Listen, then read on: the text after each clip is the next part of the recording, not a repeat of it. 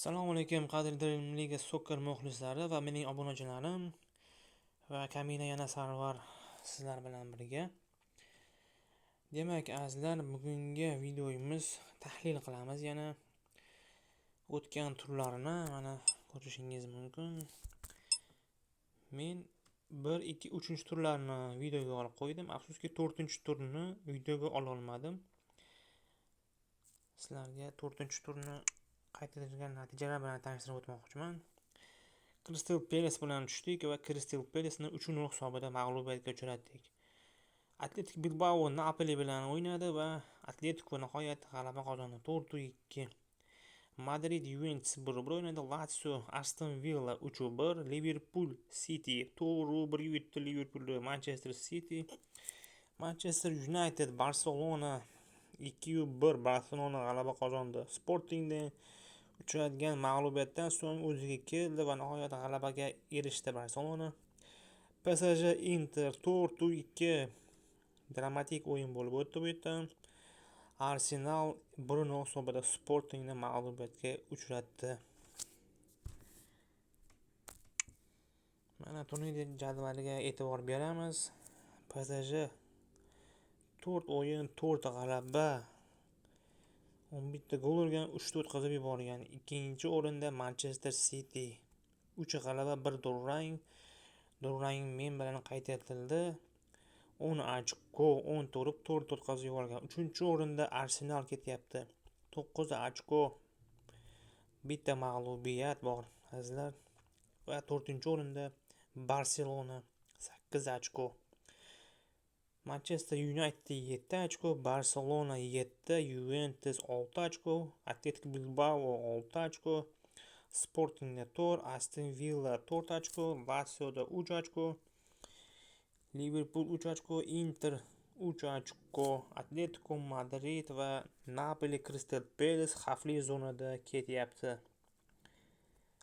Bu yerda Atletico Madridning yurishi juda achinarli holatda. Ispaniya klubi o'yinini topolmasa, bu diviziondan tushib ketishi xavfi bor. Hali o'yinlar oldinda bir narsa deyish qiyin. Endi men Kubok Meroy Vizimni ham o'ynab bo'ldim azizlar. Buni ham o'yinni qo'ya olmadim. Milan bilan o'ynadik va Milanni 2-0 hisobida mag'lubiyatga uchratdim. Mana qayd etilgan natijalar bilan tanishishingiz mumkin. Bu yerda ham kutilmagan natijalar qayd etilgan. Juda ko'p o'yinlar bor, mana ko'rib chiqishingiz mumkin. Mana Inter yutdi 5-1, Juventus kutilmaganda Marseille yutqizib qo'ydi 3-1 ga. Lazio Villarreal 1-1 o'ynagan.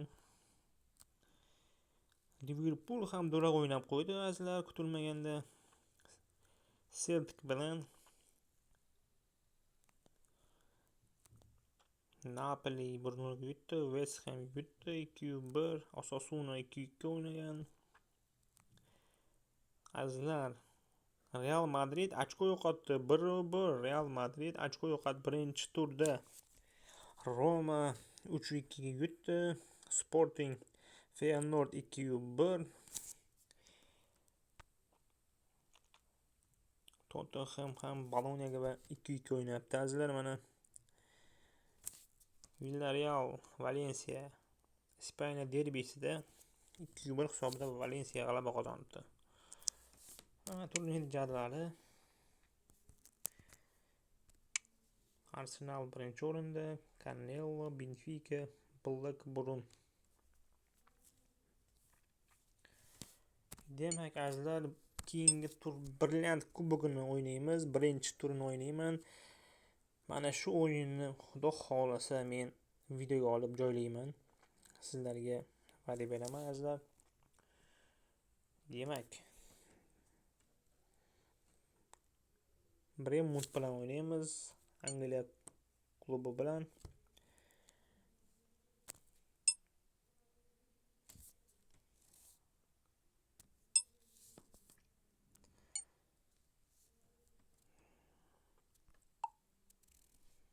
Bu yerda prizni olamiz.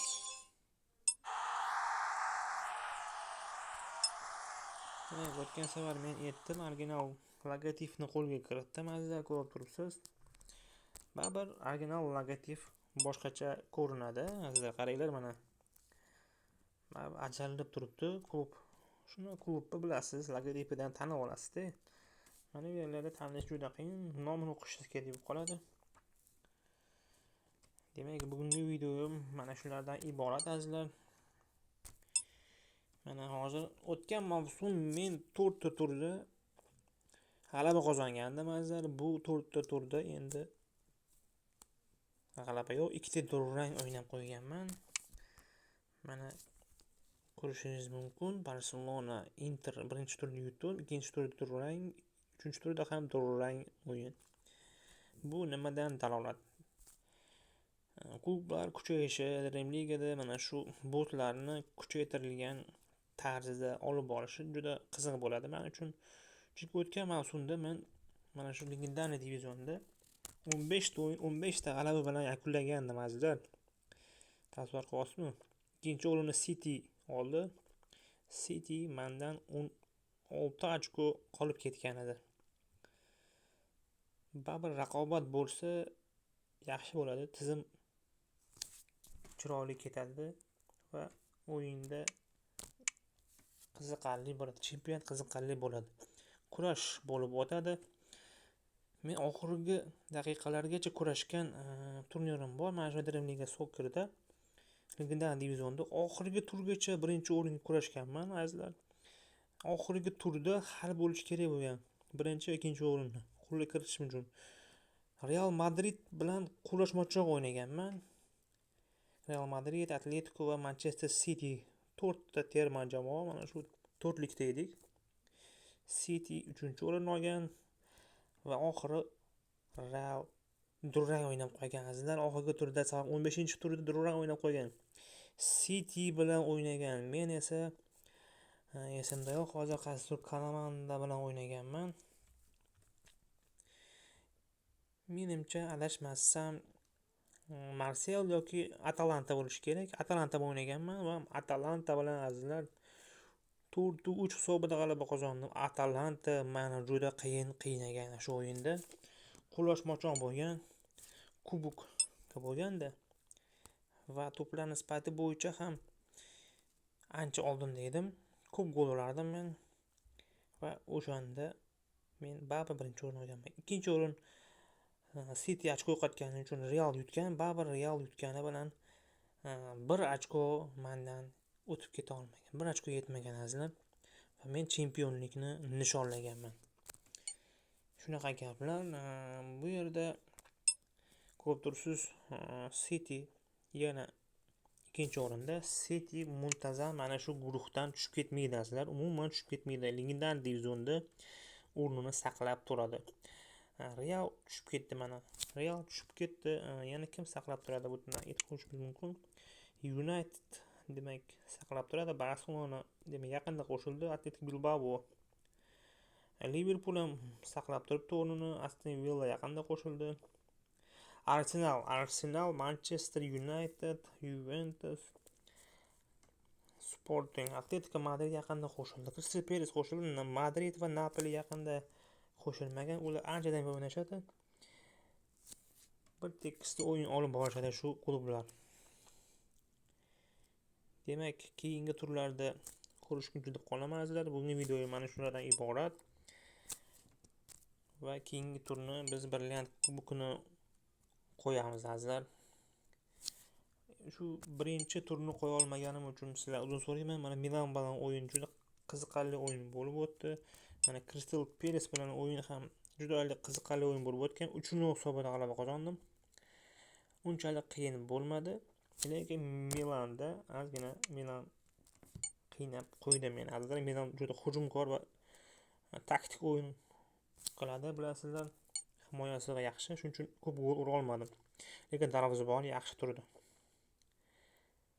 Keyingi videolarga ko'rishguncha xayr deb qolamiz. Menga obuna bo'lib turinglar.